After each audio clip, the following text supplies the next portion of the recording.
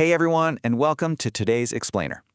Today we're tackling a seriously high-stakes, highly scrutinized area of medical coding, and that's CPT consultations. Specifically, we're looking at codes 99242 through 99255.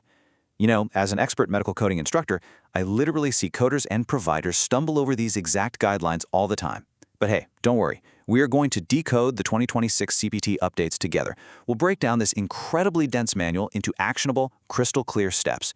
Whether you're coding for a busy outpatient clinic or a massive inpatient facility, getting these codes right is absolutely crucial for compliance and, of course, accurate reimbursement.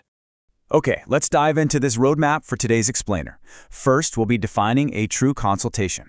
Second, outpatient consults explained. Third, inpatient consult rules. Fourth, consultation versus transfer of care. And finally, number 5, key rules and nuances. So starting right off with Section 1, defining a true consultation. Right, so at its core, a consultation is an evaluation and management service provided at the specific request of another physician or an appropriate source to recommend care for a specific condition. I really want to emphasize that phrase, at the request of. This is not just some casual hallway conversation where one doctor bumps into another and says, "Hey, can you take a quick look at my patient?" No way. This must be a formal, documented request actively seeking an expert opinion or advice. Basically, if the requesting provider isn't specifically asking for your opinion to help them manage the patient, well, it's just not a consultation.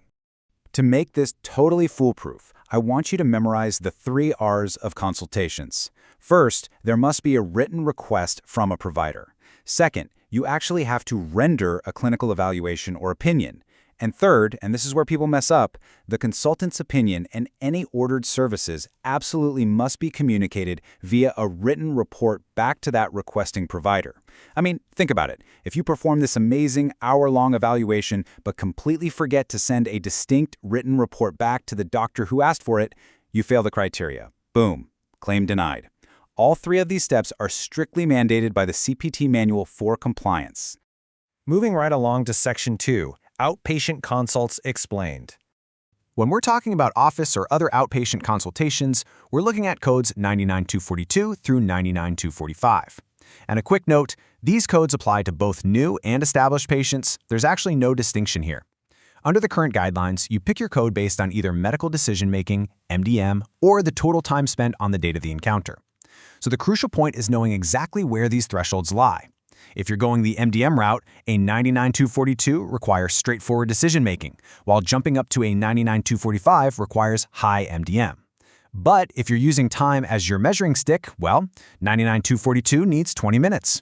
That scales up to 30 minutes for 99243, 40 minutes for a 99244, and finally maxes out at a minimum of 55 minutes for a 99245. As a coder, you've just got to have these exact times and NDM levels completely memorized. All right, shifting gears to Section 3, inpatient consult rules. And this brilliantly illustrates one of the absolute biggest constraints in the entire CPT book. Check out this text right from the manual. Only one consultation may be reported by a consultant per admission.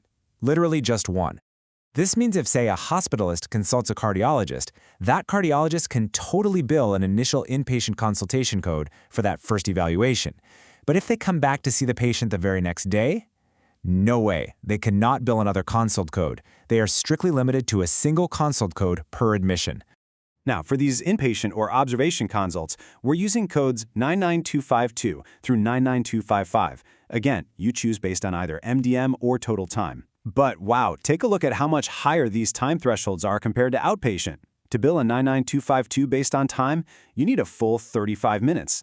That steps up to 45 minutes for a 99253, 60 whole minutes for a 99254, and peaks at a whopping 80 minutes for the highest level, 99255. You see, the acuity of inpatient care is just generally higher, right? And the time thresholds reflect that complexity. It is absolutely critical that the provider's documentation clearly supports the total time spent if they're bypassing MDM to code based on time. Next up is Section 4, consultation versus transfer of care. Listen, this is one of the biggest trapdoors in medical billing. You really must understand the critical difference between advising and taking over. As we see here on the left, a consultation is strictly about providing an expert opinion or advice, and then, this is key, returning the patient right back to the requesting provider for management. On the right, though, we have a transfer of care. If a referring doctor says, hey, please evaluate and take over management of this patient's diabetes, and you actually assume the ongoing management of that specific condition, boom, you are no longer a consultant. The CPT guidelines don't mess around here. If it's a transfer of care, it must be reported with the standard EMN codes. You have to completely abandon those consultation codes. Just remember, advising is a consult. Taking over is a transfer of care. And that brings us to our final part, Section 5, Key Roles and Nuances. I want you to read this quote directly from the AMA CPT guidelines really carefully. A consultation initiated by a patient and/or family is not reported using the consultation codes. Let's imagine a patient is newly diagnosed with something really complex, and they decide on their own, or maybe their family decides, to seek out a specialist for second opinion. Because this was not requested by another healthcare professional, it completely fails the criteria. Actually, scratch that, it doesn't just fail, it's a hard stop. You absolutely cannot use codes 99242 through 99255 for patient-initiated second opinions. Now, what's really interesting about this slide is how it solves the tricky corner cases we run into every single day. First off, a massive payer nuance you have to know. Medicare literally does not recognize consult codes 99242 through 99255. No exceptions. For Medicare patients, you must use regular EMM codes, even if the encounter hits all the consult criteria perfectly. You always have to check commercial versus Medicare policies. Second, what if an insurance company mandates a second opinion before they'll approve a surgery? Well, if it's mandated, you still use the consult codes, but you have to slap on modifier 32 to basically tell the payer, look, I'm only doing this because you told me to. Third, remember that one consult per admission rule we just talked about?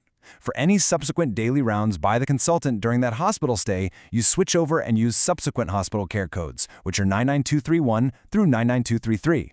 And finally, circling back to that patient-initiated scenario we just mentioned. If a patient self-refers, you just simply bill standard new or established patient office codes. So, I want to leave you with this pretty provocative question. Are you accidentally leaving revenue on the table by miscoding your consultations? Or, even worse, are you risking painful audits by using consult codes without having that distinct written report or formal request? Mastering these rules, the 3 R's, those specific time thresholds, spotting a transfer of care, and navigating those tricky payer policies, that is exactly what separates an average coder from a true expert. Apply these structured guidelines, double-check your documentation, and protect your practice's compliance. Don't forget to like, share, and subscribe to Decode Healthcare with Harshel.